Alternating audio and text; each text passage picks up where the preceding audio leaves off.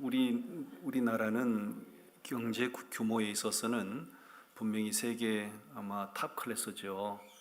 우리나라 1인당 국민 소득이 얼마나 되는지 혹시 아시나요?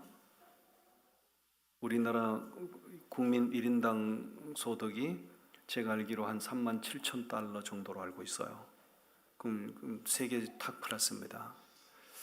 그런데 어찌된 일인지 국민들이 느끼는 체감은 행복하다고 느끼는 사람은 별로 많지 않아요. 왜 이렇게 세계적인 경제 수준을 자랑하는 나라에 살면서 실제로 이 땅에 살아가는 국민들은 행복하다고 느끼지 못하는가? 만나보면 다 불행하대요. 행복하다고 말하는 사람 그렇게 많지 않아요. 이 국민들의 욕심이 너무 지나쳐서 그런가? 아니면 제도적으로 뭐가 잘못돼서 그런가? 다 원인이고 다 문제가 있지만 제가 볼 때는 비중을 말하면 제도적으로 많이 좀 문제가 있는 것 같아요. 다시 말하면 이 분배의 원칙이 깨지다 보니 가진 사람은 더 많이 가지게 되고 가지지 못한 사람은 더 빈약해지고, 그러니까 행복하지 못하다고 느끼고 살아가는 사람들이 훨씬 더 많은 거 아닌가라고 생각을 해요. 이스라엘 백성들이 가나안 땅을 정복한 다음에 새로운 지도자였던 여호수아를 통하여 모든 백성들에게 공평하게 제비뽑기를 통하여 땅을 다 분배를 해줘요. 그건 하나님의 방법대로 한 거예요. 제비뽑기를 통해서 결정이 되는 것은 하나님의 뜻인 거예요. 근데 모두가 다 살만했고 모두가 다 행복했는데 유독히 단지파는 불행해요. 왜 그런가? 하나님의 기업을 분배를 받았으면서도 그들이 행복하지 못하고 불행한 지파로 전락하게 된 단지파의 모습이 오늘 현대를 살아가는 그리스도인들에게, 예수 믿고 이 땅을 살아가는 우리들에게 많은 것들을 깨닫게 합니다. 오늘 단지파의 불행을 한 가지씩 소개할 때 이것이 내 모습이 아니기를 바라고, 이것이 우리들의 모습이 아니기를 바랍니다. 아멘. 자, 단지파의 첫 번째 불행이 뭔가 소개합니다. 따라합니다. 방황하는 생활. 여러분, 정착된 생활이 좋은 거예요? 방황하는 생활이 좋은 거예요? 그렇습니다. 자, 오늘 본문 1절을 좀 보겠습니다. 1절을 우리 다 같이 읽어봅니다. 시작. 그때에 이스라엘에 왕이 없었고 단지파는 그때에 거주할 기업의 땅을 구하는 중이었으니 이는 그들이 이스라엘 지파 중에서 그때까지 기업을 분배받지 못하였음이라. 자, 거기 1절 말씀 다시 보세요. 그때에 이스라엘에 왕이 없었고 단지파는 그때에 거주할 기업의 땅을 구하는 중이라. 뭘 구하는 중이라요? 우리가 어디 가서 살지, 어느 땅에서 살지, 자기들이 거주할 땅을 찾아서 헤매고 다니는 거예요. 정착하지 못했다 그 얘기잖아요. 떠돌이 생활하는 거예요. 떠돌이 생활. 어디 가서 우리가 발 붙이고 살지, 어디가 우리 살 땅이지, 이게 정착이 안 된 삶을 사는 거예요. 그러면 이들이 자신들이 정착할 땅을, 기업을 분배받지 못했나? 그렇지 않습니다. 여러분, 바로 앞에 여호수아서가 있잖아요. 여호수아서 19장을 다 찾아서 보세요. 여호수아서 19장.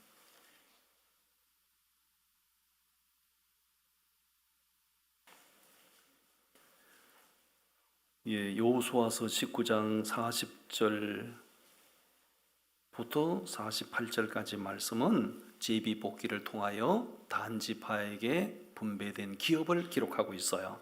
자, 19장 40절부터 같이 읽어봅니다. 시작. 일곱째로 단 자손의 지파를 위하여 그들의 가족대로 제비를 뽑았으니. 제비 뽑았어요? 안 뽑았어요? 뽑았습니다. 제비를 뽑았어요. 41절 시작. 그들의 기업의 지역은 소라와 에스다올과 이르세메스와 사알라빈과 아얄론과 이들라와 엘론과 딥나와 에그론과 엘드게와 기포돈과 바알락과 여훗과 버네브락과 가드림몬과 메알론과 락곤과 요빠 맞은편 경계까지라. 자, 보세요. 자, 제비 가나안 땅에 들어가서 이제 제비 뽑기를 통해서 각 지파마다 기업을 분배를 받는 거예요. 단 지파도 분명히 제비 뽑았어요. 그들에게 할당된 기업이 어디까지인가? 41절에 보면 소라라는 땅에서부터 46절까지 보면 요바까지, 소라와 요바까지가 단 지파가 기업으로 분배받은 땅이에요. 기업을 받았어요, 못 받았어요? 받았습니다. 그런데 오늘 본문 1절에서 그들은 뭘 구하는 중이었어요? 거주할 땅을 찾아서 돌아다니는 거예요. 뭐 이상하잖아요? 아니, 기업을 분배받아서 그 땅에 정착해 살면 되잖아. 근데 왜 기업을 분배받았음에도 불구하고 거주할 땅을 찾아서 헤매고 돌아다니는 걸까요? 이유가 있습니다. 그들이 왜 그렇게 방황하는 삶을, 떠돌이 삶을 살았을까? 그거는 불순종과 불신앙의 결과예요. 불순종과 불신앙의 결과예요. 다시 말하면, 할렐루야, 하나님께서 제비뽑기를 통하여 기업을 분배해 줄 때 하나님이 반드시 전제해 주신 조건이 있어요. 그것은 그 땅을, 분배받은 땅을 싸워서 정복하라는 것이에요. 왜냐하면 그들이 기업으로 분배받은 땅은 그냥 비어있는 땅이 아니거든요. 거기는 7 족속들이 자기들 땅처럼 버티고 살고 있는 거예요. 근데 그 땅을 기업으로 받았잖아요. 그 땅에 정착을 하려면 어떻게, 뭘 해야 돼요? 싸워야죠. 그 땅을 차지하고 살고 있는 이방 족속들과 싸워야 돼요. 피 흘려야 돼요. 위험을 무릅쓰고 정복해야 되는 거예요. 근데 단 지파는 그것을 피한 거죠. 싸우기 싫다는 거지요. 부담이 싫다는 거지요. 피 흘리는 게 싫다는 거지요. 그러니까 기업을 분배받은 모든 지파는 하나님의 말씀대로 순종해요. 믿음으로 싸워요. 믿음으로 정복해요. 그리고 마침내 믿음으로 그 기업을 자신들의 땅으로 차지해요. 그런데 단 지파는 뭘 안 했어요? 싸우지 않았어요. 왜? 피 흘리는 게 싫잖아요. 그 땅을 정복하기 위하여 그들과 싸우는 것은 부담스럽잖아요. 그거 싫다는 거예요. 이게 바로 불신앙이고 그게 바로 불순종이었던 거예요. 자, 단 지파가 왜 기업을 받았지만 정착을 못하고 떠돌이 삶을 살고 있는 거죠? 뭘 안 했다는 거죠? 싸우지 않았다는 거예요. 싸우지 않았다는 얘기는 하나님의 말씀에 순종 안 했다는 겁니다. 하나님은 모든 지파에게 기업을 주시면서 반드시 싸워서 정복하라고 말씀하셨어요. 그래야 그 땅에 대한 애착을 갖게 되고 싸워서 정복해야 그 땅의 소중함을 아는 거예요. 여러분, 물질도 그렇잖아요. 물질도 그냥 공짜 돈이 생기면 그 돈 귀한 줄 모릅니다. 그런데 내가 일터에 나가서 땀을 흘리고 힘을 쓰고 노동의 대가로 수입을 얻으면 그 돈은 귀한 줄 아는 거예요. 아멘. 여러분, 우리의 구원도 마찬가지인 거예요. 왜 오늘날 현대 교인들, 우리 기독교인들은 오히려 불교인들보다도 신앙이 허접한가? 왜 기독교 탈을 쓴 이단 종파인 천주교보다도 우리 기독교인들은 신앙이 이렇게도 허술한가? 우리의 구원은 그냥 은혜로 받은 거거든요. 구원을 은혜로 받다 보니, 아무 노력 없이 대가 없이 그냥 십자가 은혜로 구원을 받다 보니 그 구원이 귀한 걸 모르는 거예요. 불교인들은 극락왕생을 위해서 그냥 극락왕생합니까? 아니면 자기의 공덕을 쌓아서 극락왕생하는 겁니까? 그렇습니다. 자기의 공덕을 쌓아서 극락왕생을 추구하는 거예요. 천주교인들은 어떻습니까? 천주교의 구원과 우리 기독교의 구원은 명백하게 다릅니다. 우리는 그냥 십자가 은혜로 구원받는다고 믿지만 천주교는 그게 아니죠. 십자가 은혜 플러스 자기의 선행으로 구원을 받는다고 가르치는 거예요. 그러다 보니 심지어 여러분, 이슬람교인들은 어떻습니까? 이슬람교인들은 철저한 자기의 선행으로 구원을 받는다고 가르치잖아요. 그러니까 폭탄 두르고 막 지하드 성전에 몸을 불살라 폭탄 테러를 하는 거 아니겠어요? 그에 비해서 우리 기독교인들은 아무런 공로 없이 그냥 주님의 십자가 공로 의지하여 믿음으로 그냥 구원받는 거예요. 그러다 보니 이 구원이 귀한 걸 모르고 신앙이 그렇게도 허술하고 허접할 수밖에 없는 거예요. 여러분, 구원은 하나님의 은혜입니다. 아멘. 그런데 우리가 절대로 잊어버리면 안 되는 게 있어요. 따라합니다. 구원은 은혜요, 성화는 노력이요. 내가 예수를 믿어서 구원을 그냥 받았어요. 그러나 내가 온전한 믿음으로 자라가기 위해서는 끊임없는 노력을 해야 되는 거예요. 아멘. 예배를 나오는 것도, 새벽 기도를 나오는 것도, 봉사를 하는 것도 구원을 받기 위해서 하는 것이 아니라 아무 공로 없는 내가 십자가 공로로 구원을 받았으니 내가 온전한 그리스도의 사람으로 자라가기 위하여 노력을 하는 것이죠. 아멘. 믿음과 순종은 영적 성장을 가져오지만 불신앙과 불순종은 끊임없는 신앙의 방황을 초래하는 거예요. 여러분, 단지파가 기업을 받았는데 왜 정착을 못해요? 왜 계속해서 여기 기우 저기 기우 왜 그렇게 떠돌이 생활해요? 하나님의 말, 싸워서 정복하라는 하나님의 말씀을 등한히 여긴 거예요. 여러분, 신앙은 순종이 있어야 됩니다. 아멘. 오늘 오전 시간에 설교를 들으신 것처럼 헌신도 그래서 필요한 거예요. 아무런 헌신도 없고 아무런 봉사도 없고 내가 주님을 위하여 아무것도 하는 게 없네. 내가 나를 생각해도 내가 한심이 충만이라. 여러분, 그렇지 않아요? 내가 주님 믿어 구원받았다면서 내가 생각해도 내가 주님을 위해서 아무것도 하는 게 없네요. 그래가지고 어떻게 성화가 되겠어요? 그래가지고 어떻게 우리가 온전한 구원에 이를 수가 있을까요? 그건 불가능한 거예요. 여러분, 단지파를 보면서 우리의 신앙생활에 방황하는 신앙생활을 끝내고 정착된 신앙생활을 하기 위해서는 순종이 익숙해져야 됩니다. 아멘. 부담스러워도 주의 말씀이면 아멘이 돼야 되고 내가 하기 싫어도 주의 말씀이면 순종이 돼야 되는 거예요. 그런 일들이 습관이 되고 그렇게 우리가 잘 훈련이 되다 보면 내가 온전한 그리스도인으로 성숙한 그리스도인으로 자라가게 되는 것이에요. 아멘. 서로 격려하시죠. 방황하는 생활이 아니시기를 바랍니다. 아멘. 두 번째 단지파의 불행이 뭐냐? 따라합니다. 유익 없는 만남. 여러분, 인생을 살아가는 건 만남의 연속이에요. 그런데 유익한 만남을 가지면 내 인생이 펼쳐지고요, 유익 없는 만남을 통해서 인생이 망하는 수가 있어요. 이 단지파가 유익 없는 만남을 해요.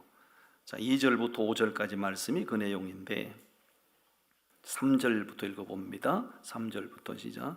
그들이 미가의 집에 있을 때에 그 레위 청년의 음성을 알아듣고 거리로 들어가서 그에게 이르되 누가 너를 이리로 인도하였으며 네가 여기서 무엇을 얻었느냐 하니 그가 그들에게 이르되 미가가 이러이러하게 나를 대접하고 나를 고용하여 나를 자기의 제사장으로 삼았느니라 하니라. 그들이 그에게 이르되 청하건대 우리를 위하여 하나님께 물어보아서 우리가 가는 길이 형통할는지 우리에게 알게 하라 하니. 아멘. 저를 보세요. 거주할 땅을 얻기 위해서 여기저기 돌아다니다가 어느 날 미가라는 사람의 집에 딱 들어갔는데 그 집에 들어가 보니 이게 웬일이냐? 하나님의 제사장 한 사람이 딱 있는 거예요. 그래서 이 사람들이 와우, 하나님 우리를 인도하셨네, 하나님이 우리를 이 사람과 만나게 하셨네 라고 생각하는 거예요. 그건 착각이에요. 잘못된 만남이에요. 왜 잘못된 만남이냐? 4절을 다시 보세요. 4절 말씀 다시 읽어봅니다. 시작. 그가 그들에게 이르되 미가가 이러이러하게 나를 대접하고 나를 고용하여 나를 자기의 제사장으로 삼았느니라 하니라. 아멘. 개인 제사장, 개인에게 월급을 받고 고용된 제사장.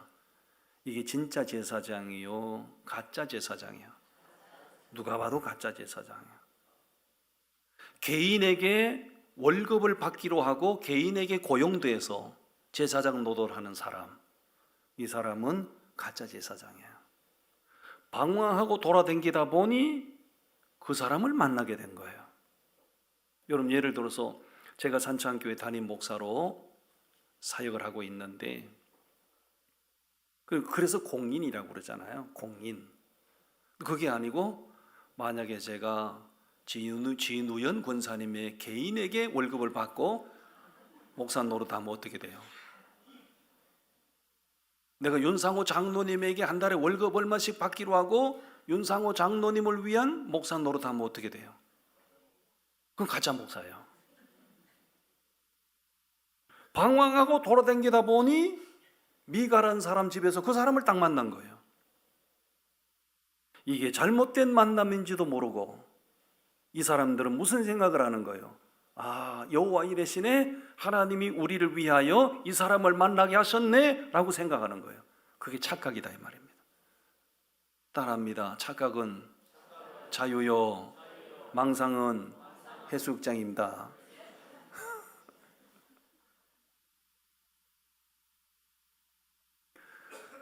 방황하고 돌아다니지 않았더라면, 하나님이 제비뽑기를 통하여 분배준 기업을 싸워서 정복했더라면 이런 만남이 없었을 거 아니에요. 싸워서 정복하라는 말씀을 외면하고 방황하는 삶을 살다가 보니 여기 돌아다니고 저기 돌아다니고 이리저리 기웃거리고 돌아다니다 보니 잘못된 만남을 가지게 되는 거예요. 여러분, 인생을 살아가는 데 있어서 만남이 얼마나 중요한지 아세요? 결혼할 때 배우자 잘못 만나면 인생을 망칩니다. 신앙생활 하는 데 있어서 목자 잘못 만나면 그 영혼을 망치는 거예요. 친구 잘못 만나면 그 잘못된 만남을 통하여 그 한 사람의 인생이 망가지는 거예요. 이 단지파 사람들이 이 잘못된 만남을 하나님이 축복하신 만남으로 알고 그 사람에게 자기 앞길을 의뢰하는 거예요. 기가 찰 일이죠. 잘못된 거죠. 여러분, 그들의 만남은 불필요한 만남이었고 아무런 유익이 없는 만남이었어요. 하나님이 주신 땅에 정착하지 못하고 방황하다 보니 이런 엉터리 만남을 가지게 되는 거예요. 이 말씀이 오늘 우리에게 얼마나 귀한 사실을 알게 하는지 아시겠어요? 왜 이단에 미혹됩니까? 왜 이단에 낚여 들어갑니까? 자기 교회 신앙, 예수를 믿으면서도 자기 신앙 생활에 정착이 없어요. 그냥 건성으로 예배를 신앙생활 하시고 하나님을 믿으면서도 자기 교회가 명확하지 않아요. 자기 목자가 명확하지 않아요. 내가 감당해야 될 사명이 뭔지 명확하지 않아요. 그냥 방황하는 신앙생활, 뜬구름 잡는 신앙생활 하는 거예요. 그렇게 기웃거리고 돌아다니다 보면 잘못된 만남을 가지게 되고 그런 사람들은 이단에 낚여 들어가는 거예요. 기존 여러분 신천지 같은 경우, 무슨 하나님의 교회 같은 경우를 가보면 사람들이 바글바글하죠. 바글바글합니다. 그런데 속이 상하는 건 뭐예요? 거기 가서 낚여서 그들에게 낚여 들어간 사람들 거의 99%가 다 기성교회를 다니던 사람들이에요. 교회를 다녔지만 자기 목자관이 정확하지 않았어요. 자기 교회관이 정확하지 않았어요. 자기가 뭘 하고 살아야 되는지 사명관이 정확하지 않았어요. 정착되지 못한 신앙생활을 하고 또들이 신앙생활을 하다 보니 이단에 낚여 들어가는 거예요. 여러분, 이단에 미혹되는 사람의 특징들이 있어요. 이단이 노리는 사람들의 대상이 있어요. 신앙생활을 하면서도 자기 교회관이 정확하지 않은 사람, 예수를 믿으면서도 자기 목자관이 정확하지 않은 사람, 그런 사람들은 언제나 이단의 타겟이 되는 거예요. 아멘입니까? 아멘. 여러분, 올바른 신앙생활을 하기 위해서는 이 단지파를 통해서 깨닫는 거예요. 자기 교회관이 분명하셔야 됩니다. 김종호 오늘 이제 앞에 잘 앉았구만.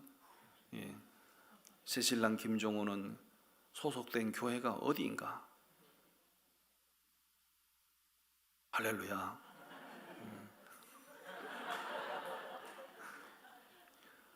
김종호 형제는 담임 목사가 누구신가?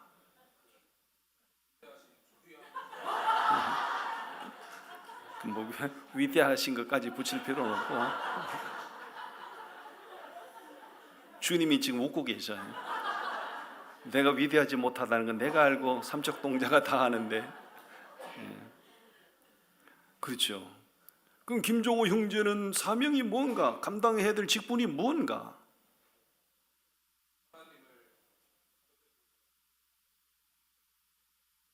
하나님이 네 소유물이냐? 네가 하나님 곁에 가야지. 하나님을 네 곁에 둬두면 어떻게 되는 거야?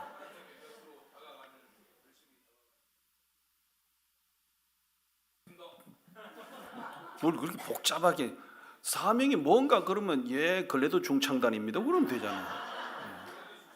할렐루야. 이런 것들이 대단히 중요한 거예요. 이런 것들이 명확하지 않은 사람은 늘 방황하는 신앙생활을 하게 돼요. 방황하다 보면 이단에 낚여 들어가는 거예요. 자기 교회관이 확실해서 예배하고, 자기 목자관이 분명해서 목자의 음성을 듣고, 자기 사명관이 확실해서 봉사하는 사람이 왜 이단에 낚여 들어갑니까? 왜 이단의 밥이 돼요? 그럴 수 없는 거예요. 여러분, 단지파의 모습을 보면서 우리에게 바로 그런 부분들을 깨닫게 하는 거예요. 여러분, 방황하는 신앙생활 없어야 됩니다. 유익이 없는 만남은 칼같이 자르셔야 됩니다. 특별히 내 영혼을 노리는 이단자들의 미혹은 단칼에 잘라버려야 되는 거예요. 아멘. 마지막 세 번째 불행이 있어요. 따라합니다. 분별 없는 선택. 선택은, 인생은 선택의 연속입니다. 무엇을 어떻게 선택하느냐에 따라서 인생이 행복할 수 있고 인생이 불행할 수 있어요. 단지파는 분별 없는 선택을 합니다. 자, 6절 말씀 읽겠습니다. 시작. 그 제사장이 그들에게 이르되 평안히 가라. 너희가 가는 길은 여호와 앞에 있느니라 하니라. 이 제사장이 웃기고 자빠졌어요. 개인에게 고용돼서 월급을 받아먹고 개인에게 고용된 이 영토리 제사장이요, 단지파 사람들을 여호와 이름으로 축복을 해요. 평안히 갈지어다. 그대들에게 복이 있을지어다. 니나 복 받아라 이놈아. 웃기고 있는 거예요. 제사장도 아닌 사람이 여호와 이름으로 단지파에게 축복을 해요. 단지파 사람들에게 축복할 권리가 없는 엉터리 제사장이, 가짜 제사장이 그들의 가는 길을 축복을 해요. 그런데 더 한심한 것은 엉터리 가짜 제사장이 자신들을 축복할 때 그걸 또 아멘 하고 받아들여요. 가짜 제사장이 축복하는 거나 가짜 제사장이 축복하는 것을 아멘으로 받아들이는 그놈들이나 이걸 가리켜서 그 나물에 그 밥이다 이렇게 말하는 거예요. 그 수준이 그 수준이다 그 얘기입니다. 자, 7절 말씀 읽어보겠습니다. 7절 시작. 이에 5 사람이 떠나 라이스에 이르러 거기 있는 백성을 본즉 염려 없이 거주하며 시돈 사람들이 사는 것처럼 평온하며 안전하니 그 땅에는 부족한 것이 없으며 부를 누리며 시돈 사람들과 거리가 멀고 어떤 사람과도 상종하지 아니하니라.